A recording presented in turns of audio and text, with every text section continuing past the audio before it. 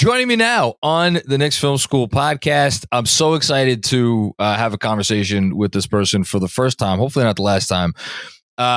It's funny because last night I was lamenting how there are so few people in the national media who cover this league and sport that we love who really do the work and come armed with like the very best takes that are backed up by film study and data and a whole host of other knowledge because they've been in and around the sport for their entire lives. And my guest today, he does the work because he puts it out on Twitter constantly, and he's always talking about it with the likes of JJ Redick and Kai Duncan. He is one of the hosts of the Dunker Spot, Steve Jones Jr. How you doing, my man? I'm doing well. Happy to be here. I'm excited to be here. I'll make sure I send the invoice for that intro. Much appreciated. But yeah, let's talk Knicks. I like that that was like genuine enthusiasm as opposed to when we first started the show during like the 2017, 18, 19, whatever it was season, where it was like people would try to feign that sort of excitement. And it didn't go well because it was just not very exciting to talk about this team. And things have changed now. And it's cool to be able to talk to people around the league who I think can really put into context what we're seeing in New York as, I'd like to say, in a fairly exciting basketball team, albeit one that has had a fairly interesting season. So before I get into just some nitty gritty, I'm just going to ask you, like, generally big picture overview. What are we, 5 days out from the end of the regular season? What's your big picture like thought about the Knicks right now? What's something you're wondering? What's something you're interested in? Like when you think of the Knicks right now, again, right into the regular season in sight, what's like the first thing that comes to your mind? The evolution of this team probably stands out the most to me. When you look at where they were at the beginning, you look at what they were trying to do with Brunson, the different things they worked with Julius Randle as far as his quick decision making, using him in pick and roll, having people screen for him, and then having to evolve once you make a trade. Now you have OG, you have more people that Tibbs trusts. Jalen Brunson is having this sort of season. You have the Mitchell Robinson injury. Hartenstein comes in. But it's been an evolution. And I feel like the work that the Knicks have done on both ends of the floor has been fun to watch as a team that, this was a team where most people at some point in time said, hey, that scheme is outdated. Hey, that scheme, I don't know if that works in today's NBA.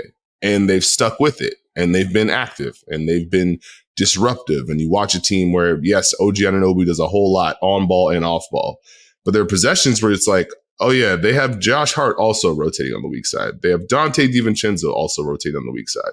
They have Isaiah Hartenstein, who's very, very good at defense in a way that I personally didn't think so. So I apologize. And then you take this growth from Jalen Brunson on the other end to where he's found a way to counter what defenses try and do. His one-on-one play has been impressive, but also Tibbs now saying, okay, we don't have Julius Randle anymore. Let's use Jalen Brunson off ball more. Let's try and get him in some more movement to try and disrupt what defenses are trying to do and building counters off of those kind of sets. So I think it's just the evolution of what they've had. Josh Hart playing 48 minutes a night. Deuce McBride going from 2 minutes to 42 minutes. Like, this is a team that I feel like has more people that fit what Tibbs needs to a degree. And the word depth gets tossed around a lot, but it feels like he has more guys that he can trust in different scenarios. And so that to me is where it's just like this team has an identity. They know who they are, and they keep pushing every single night. Yeah, I know it's weird because I know because you clipped the game from last night against the Bulls, talking about Tibbs' circle of trust, which is not always the biggest circle in the world. And here we have it in the second half. I mean, we're 4 games out for the end of the regular season, and we're seeing no bogey second half minutes, no precious minutes at all. You want to talk about a guy who was playing some really, really nice basketball for this team. That really was a godsend for the period of time that they were really banged up. So it's like we're already there.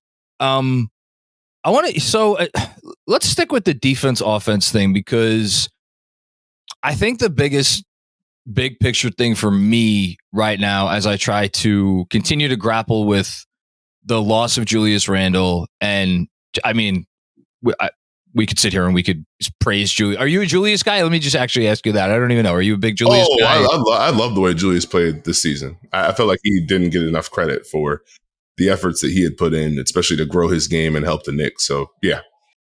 Yeah, he was all. I mean, look, you don't accidentally get an all-star spot, especially not the way the league is right now with the talent that's out there. So I'm happy you said that, because I think the loss of Julius on offense, trying to reconcile that with the what, I don't want to say what it allows them to the raising, the higher ceiling it gives them, or maybe the higher floor. We can pick either of those. I don't know what you think is more apt on the defensive end. And it's not about whether they could make up for it, because you can't make up for the loss of Julius Randle, especially if they're lucky enough to get into a series with the Boston Celtics. But just like kind of cheats around the loss of Julius and what they're doing with Brunson, obviously what Brunson's doing on the ball, but as you've pointed out as much as anyone, what they're doing with him off the ball and all the different ways they're trying to mix it up. Like, do you like, did it change your opinion, the fact that Julius is now out for the year, drastically about what the team is likely to do? Or did it just drastically change your maybe opinion about like their ceiling of what they could do? It was more ceiling for me. Okay. It was more, okay, the Knicks are this with Julius Randle playing like this and Jalen Brunson, they can be that. And then you saw with the OG trade, okay, that might be a little bit higher. Now, no Julius. Okay, which way are they going to go? And so I think the fact that they've worked to answer a lot of those questions might raise the ceiling back up to a degree, or the floor, whichever way you want to go. But I think it put them in a scenario where this is a team that ran good stuff, but could bog down at times when it was Jalen Brunson does this or Julius does that. And without Julius, and this is not a knock on Julius, but you now don't have that to lean on. So now we have to find different things that we can do offensively. We have to work to cut on the weak side. We have to work to make sure Dante's in the weak side corner, or he's one pass away from Jalen Brunson. We have to have more movement. So it's forced them to evolve in a way. We have to be able to find ways to use OG Anunoby as a cutter and be able to screen and slash him into the post in different ways. It made things be a little bit more creative to a degree. And now we have to be able to find ways to let Isaiah Hartenstein do what he's done already with the dribble handoffs, with the passing, but also, hey, we need you in pick and roll. And I think his versatility with Jalen Brunson helps, because when he gets that pocket pass, especially as teams are putting two on the ball, and he's able to hit that floater, we know he can pass out of a short roll. That feels key to me as far as, okay, this is something that can help them in the playoffs. Because I don't know what defensive coverage a team's going to pick against Jalen Brunson. Yeah. I'm intrigued to see. Like, I don't know if it's going to be, hey, let's put a wing on him, try and do size and length. Hey, let's trap him. Let's show help, a la Miami. There's a lot of different routes they could go, but you need to have that kind of personnel that can open things up and keep advantages for you. So I think that's probably the biggest thing for me, is just they now had to do the thing they needed to work on anyways. There's so much I want to pick apart with that. The first of which is just selfishly, I'm a big Tibbs stan, like unabashed. Don't try to hide it. I love the man. I can't fully explain it. And you see what they're doing now on offense, and yet you watched the team that he's coached and some other teams that he's coached, and you're looking and you're like, man, this stuff was nowhere to be found at all. So like for large stretches of seasons, do you think it's just like this? What is it? Necessity is the mother of invention. It's like, but or like, what do you attribute the fact that they're now going to this stuff to more?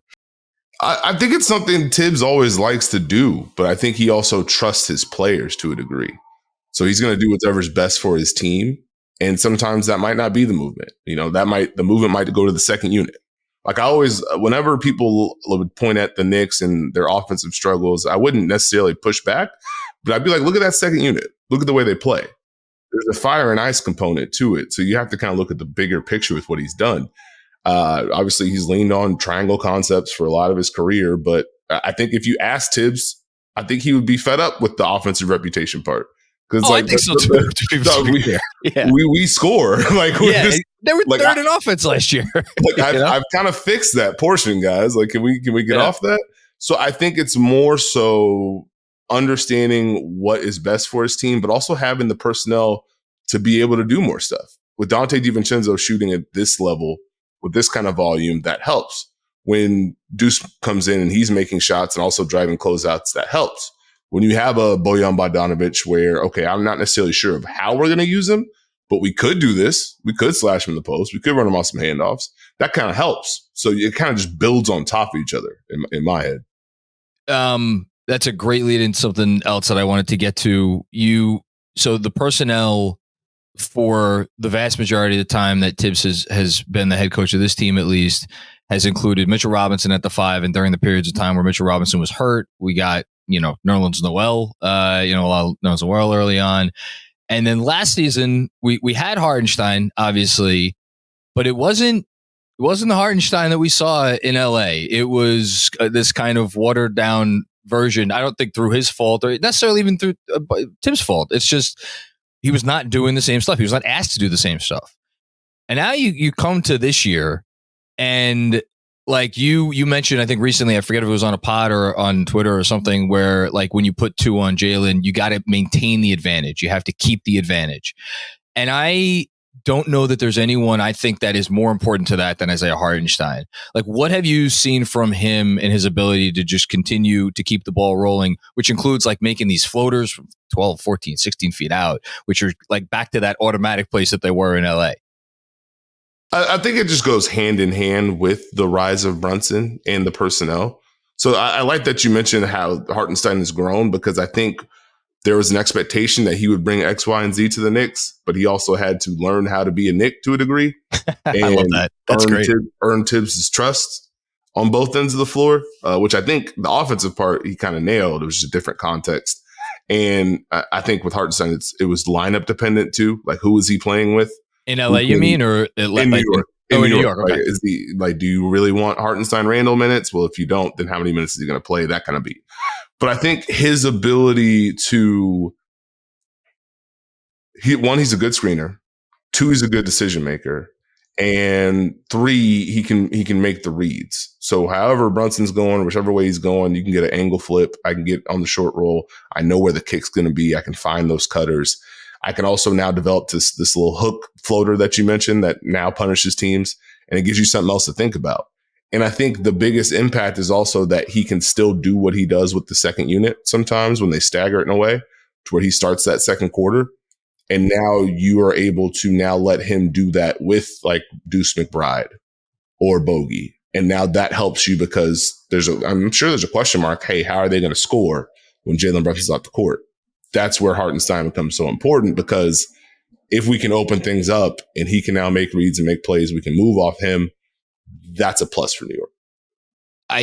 Me personally, my low key biggest question is how many minutes Hartenstein gets with the second unit moving forward in the playoffs, and how many minutes Mitch gets, because there were a lot of Knick fans that were going crazy in the Bucks game, because in the second half, fourth quarter, it was Mitch and OG and Deuce, which is kind of this idealistic defensive trio. We got the guard, we got the wing, we got the big, and I'm like, yeah, I like it, but man, sometimes that's going to be a little tough getting like water out of a rock to score with that group. And I just like what Hartenstein provides. I could wax poetic about him for the rest of the pod, but I want to ask you one more, because like we're already thinking ahead to the summer, and I don't want to have that discussion right now, but just in terms of like skill sets for centers, do you feel like having a 5 who could do all the sorts of things that Hartenstein could do is still underrated, or is it underrated in the league in your opinion? Because I see the impact he has on these games, and I'm just blown away. The interesting part about that question is I think it is underrated, but you also have more teams looking to play through their bigs. So it's now understanding the difference between what a Hartenstein does versus what pick a big that comes off the bench does when they're in these same actions. And you can see the difference then. So, okay, yeah, both guys are running dribble handoffs. What's the success rate? Is it putting pressure on defenses? Are we getting a roll out of it? It looks different. So I think Hartenstein elevates what more teams are doing. But because more teams are doing it, you may not feel it to the same degree, if that makes sense. Yeah, it makes perfect sense. The other guy that you've talked about a little already, and I'm excited to get into a little bit, is OG Anunoby. First of all, just again, I have the privilege of getting to ask you because you watch film of all teams, and I unfortunately don't get as much time to do that. Have you seen any kind of an evolution from him since he came over from Toronto? I think the fit in the context has been huge for OG as far as coming to a place where his defensive ability has a little bit more impact to a degree. Okay. And so if this is a team that is going to play drop, or let's say Isaiah Hartenstein's a little closer to the screen, not too on the ball, but you're at the level, OG has the screen navigation to be able to fight over. And now there's less pressure on your weak side rotations or your help to hold. That's a big plus. He can handle a lot of the matchups that maybe you felt good about, but now you don't have to worry about it. So now Josh Hart can play and guard this person. Dante can now guard this person. And you can stash Jalen Brunson on, the Nikola Jovic's of the world. No disrespect. When OG's on the weak side, now he can enhance what you want to do with help. And the amount of plays that he's made where his man's in the corner and now he's in the paint and he's able to contest or get a steal or fly back out and fly around. I think there's a trust level defensively with this team. I think OG helps with that. I think offensively, he's in a scenario where I'm trying to explain because it's not necessarily a different role, but his corner three shooting is more important and impactful in New York to a degree because of A, who he's playing around, and B, how those shots are important to New York. Like they need those to be knocked down. So if Jalen Brunson is in ISO and his man wants to show help, you can get a quick kick. He can knock down a three. And now, if his man is helping, he can get a backdoor cut. You can involve him in some handoff stuff, but you don't necessarily have to give him the ball. And so he can kind of play off people. I think that's a plus. So I think it's more so he fits what New York does and he can help elevate what they do than just a pure, he's completely a different player, if that makes sense. Yeah, no, it makes complete sense. You just actually jogged my memory to check it. New York is still, according to Cleaning the Glass, second in frequency of corner threes this year. So obviously having a guy there that can actually knock down that shot on a consistent basis is important. Yeah, I guess I've been, again, not someone who watched a ton of Toronto ball, but like there was clunkiness is too harsh a word, but there was something about OG's game when he put the ball on the floor and when he just operated in space that I was left wanting more when I watched Raptors games. And I feel like, again, the stuff you just clipped from the Bulls game earlier today, like some of the stuff, the off-ball movement and some of the little passes he's able to make, like that stuff, I feel like in the context of the larger, this version of the Knicks offense that we are now seeing, I feel like that could go a long way, even as we get into the playoffs. No, I think that's the key. And that's the big plus for him to be able to fit in like that. And playoff wise, it's going to be interesting. He's going to have the responsibility to not just knock down shots. He's got to mix in driving some closeouts and help being a part of helping keep an advantage because it's going to come. Jalen Brunson's going to draw help or get two on the ball in some sort of way. And now it's going to be on the Knicks to be able to navigate that part of it to where, okay, can we make the defense pay with a shot? If not, can we keep the advantage going and find a better shot? Because we've seen some really good ball movement from them at times. And we've seen it where the defense is able to recover pretty quick. And so that's something for them to hit their ceiling in the playoffs. They're going to have to nail that portion. And OG's a part of that. So that leads me to something else you kind of brought up already, which is how teams might guard Brunson.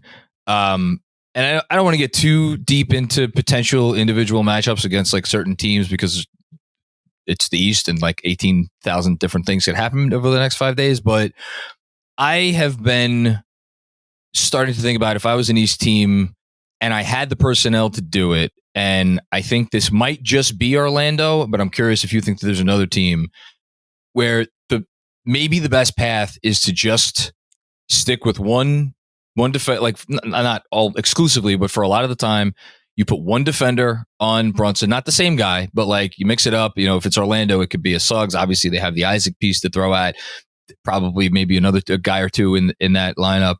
And whatever Brunson gets from that, he gets, but you are really trying to limit his ability to get everybody else involved. I'm curious what you think about that as a strategy, and if you think teams will actually or teams are able to deploy it, and whether they will.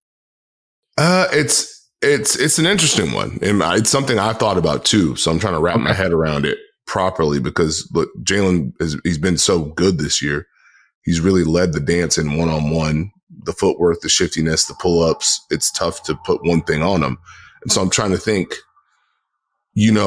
Once you play at that level, you earn the right to a different coverage. You earn the right to more help. So in a way, do you go one-on-one with someone with a certain size and length and hope to take everyone else away?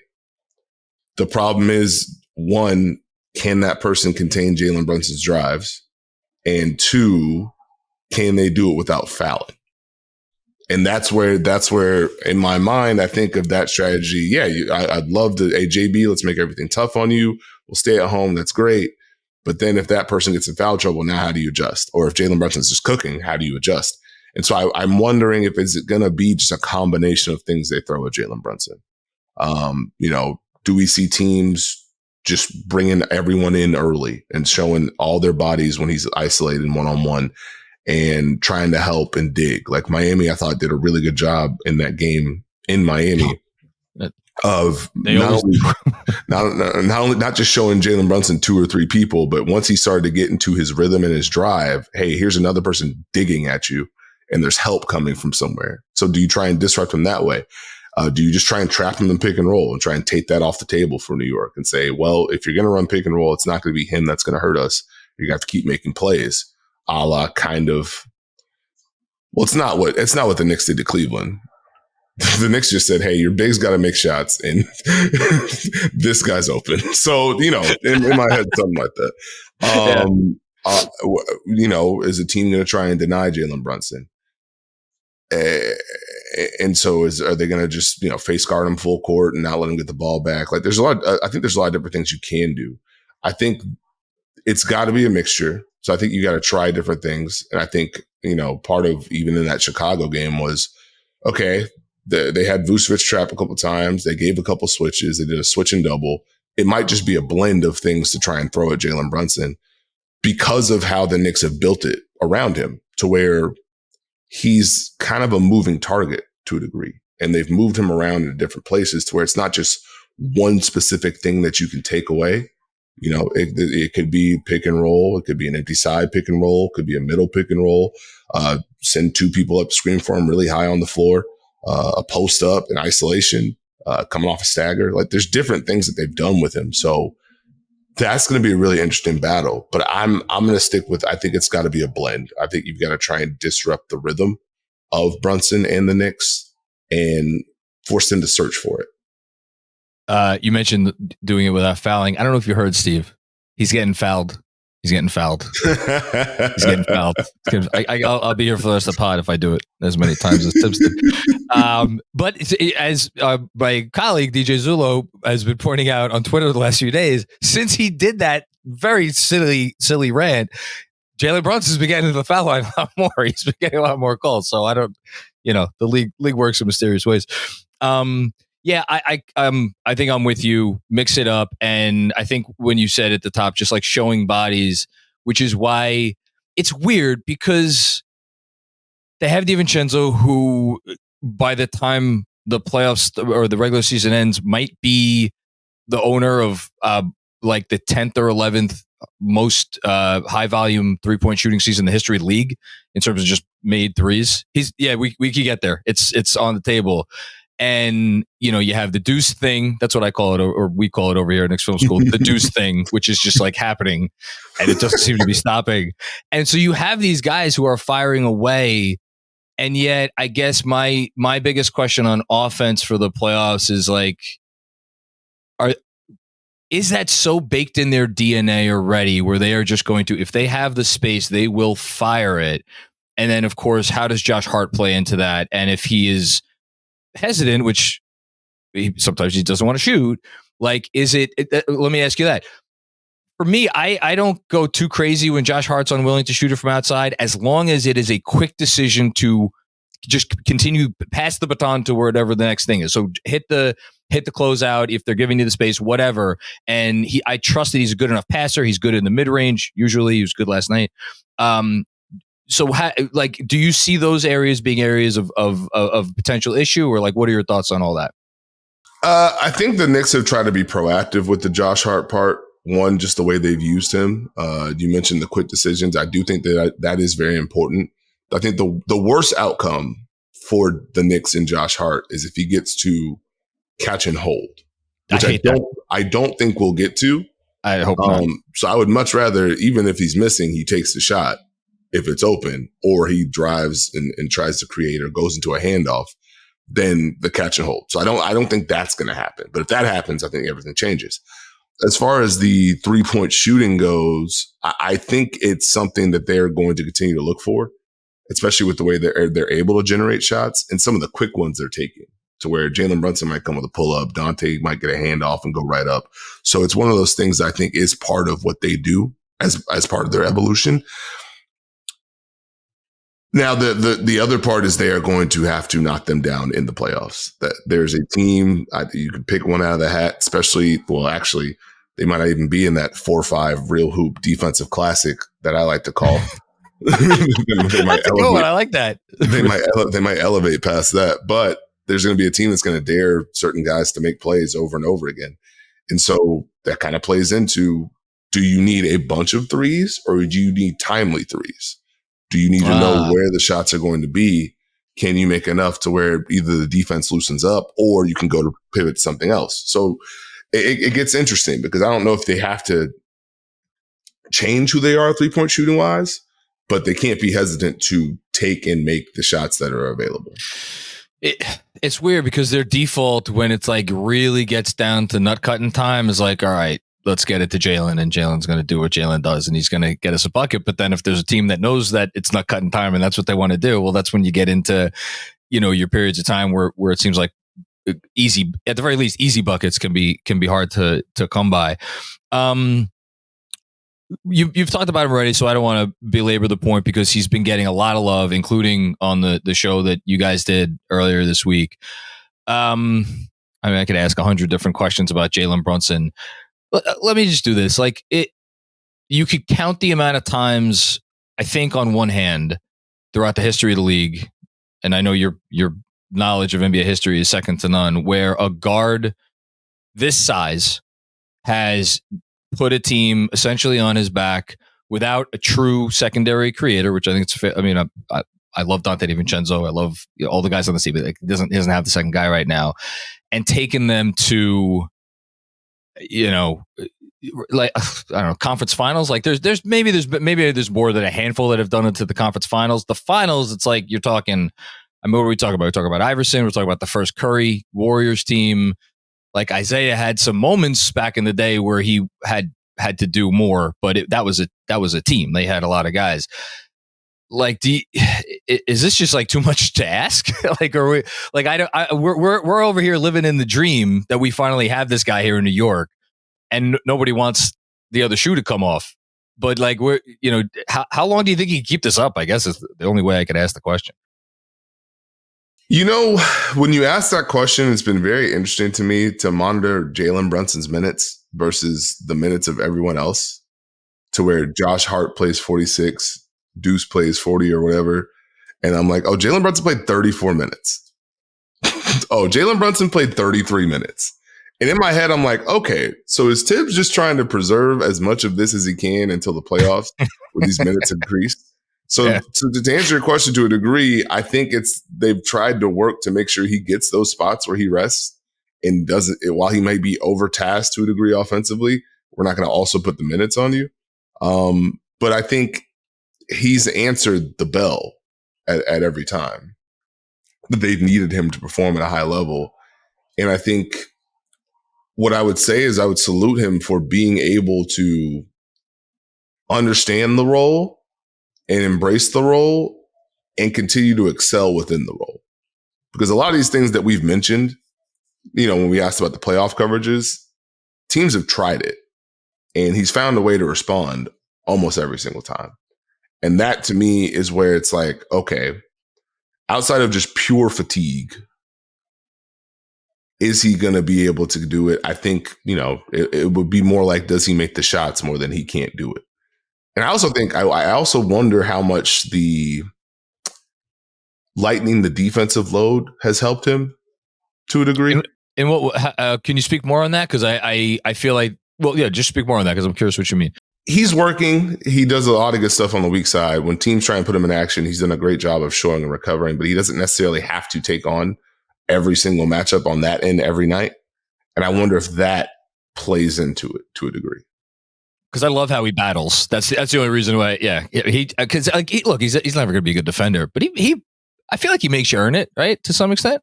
Oh no! He does his job. He does his job defensively. So this is not a slight on his defense. Yeah, it's just like, of course. Hey, Deuce McBride, you face guard Steph Curry all night. Hey, Josh Hart, you take this matchup. OG, you take that matchup. So does that help him now be able to perform on the other end? Yeah, no, it's I think it definitely makes his life easier, and it helps that none of these other guys. I mean, you've mentioned a few times now the minutes that Deuce is playing and Hart's playing. Like these guys seem to embrace this, which I guess that's a testament to them. I guess it's a testament to Tibbs, but I think it also has to be a testament to the front office that they at least know what they know what the assignment was. Like let's the Cam Reddish thing didn't quite work out. Let's maybe get some guys that fit more in what we know our head coach wants to do. And but I guess that that's what good teams do is they find it all works together, right? Yes. And I think to your point, you have addressed some of the concerns to a degree. Like in a way, you have more big man depth. In a way, you can go smaller. Which salute to Tibbs for going small more than I expected. Yeah. Even though I guess part of that is just Josh Hart can guard everyone, so I'm not sure if it's really small. But like I respect it. I think that's something the Knicks can tap into in the playoffs. But I think having guys that fit some of the needs as far as 3-point shooting, as far as size and versatility, as far as guarding multiple positions, but also guys that Tibbs can rely on is a really important piece of it.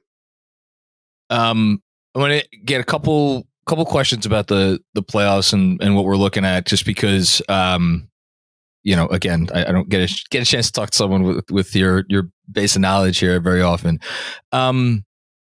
I don't believe you have had a chance yet to publicly comment on the Giannis injury from last night. Early reports are, I guess he avoided something very serious, but calves are tricky. The whole thing. How much, or have you gotten a chance to even think about how much this has altered your thought process for what lies ahead for the East? I mean, my main thing was once they took the A word off the table, I was like, okay, phew, all right. Because I did not like the way that looked. I was like, whoa. So, you never want to wish injury, but I'm glad it's just the calf. Yeah. I guess where it gets interesting, I've less thought about it as far as like the pure playoffs go and more, okay, where's Milwaukee going to end up? Because the Knicks are 3. The Knicks are a game behind the Bucks. The Cavs are 2 games behind the Bucks. So, I mean, if you slip on a banana field to finish the season and all of a sudden the Bucks are like the 5 seed, you know what I mean? That changes a whole lot in my head. Actually, can I ask you a question real quick? Sure. Do you want the 2 seed or do you want the 3 seed? I don't want any part of Joel Embiid in the first round. There we go. That's why. and there are Knicks fans who will get on my case about that because I've had a hard on for Embiid for years. I think he is, and I promise I did not steal this from Zach Lowe, although Zach Lowe has said this repeatedly, and I've shared this thought. There is going to be a year at some point where the dude is just going to decide, I'm going to win the championship this year, and nobody's going to be able to do a blessed thing with it.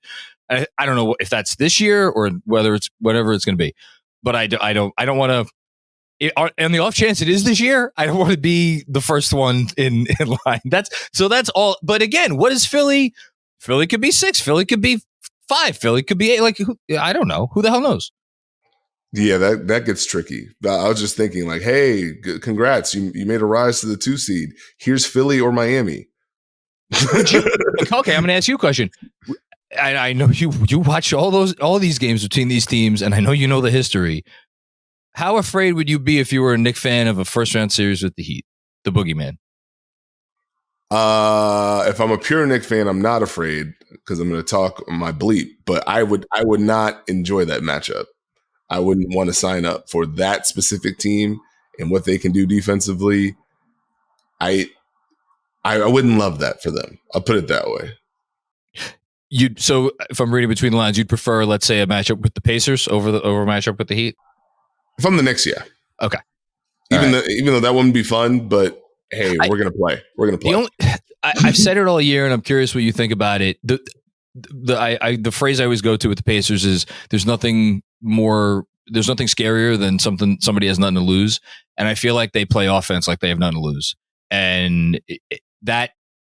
Again, I think this Knicks team is extraordinarily adaptable. I believe in their defense. I believe in their offense. I believe in them top to bottom. But like, I just don't know how much they really would be like gung-ho about getting into that sort of a series. But I agree with you. I think I'd probably rather face the Pacers than the Heat.